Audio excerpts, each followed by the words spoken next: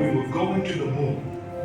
We would have to design a rocket the size of a 36-story office building, put it together with the precision of a microscope, and accelerate it to the speed of a bullet. Then we would have to guide it to a moving target 250,000 miles away.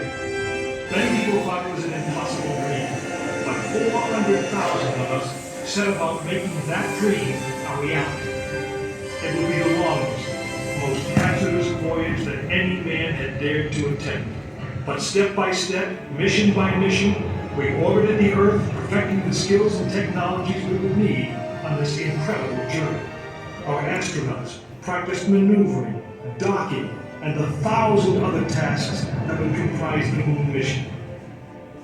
We created new alloys, lighter and stronger than anything seen before. We designed communication systems that would be reliable over the vast distances. And behind it all, we tried to perfect the rocket that would be powerful enough to punch out of Earth orbit and take us to the moon.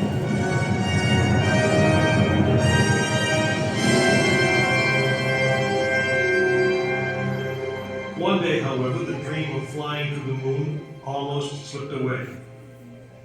It was January 27th, 1967.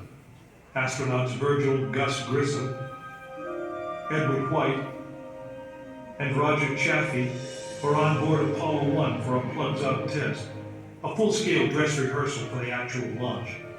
Suddenly it happened. There was a fire in the capsule. 3 men whose lives had been in our hands were lost. Surely the opening business of space promised high costs and hardships as well as high reward.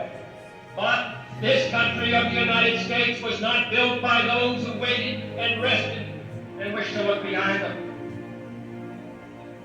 After Apollo 1, some thought we'd failed and that the moon was out of our reach. But we owed it to those men to learn from their sacrifice and to carry on. We started taking the Apollo vehicle apart, piece by piece. Was the design flawed? Had safety been compromised? Tough questions. And we spent 1.5 years redesigning the spacecraft so that no astronaut's life would ever be at risk because we overlooked something or because we could have done something better. A moon rocket is 91% high explosive, and it goes into the most unforgiving, hazardous environment there is.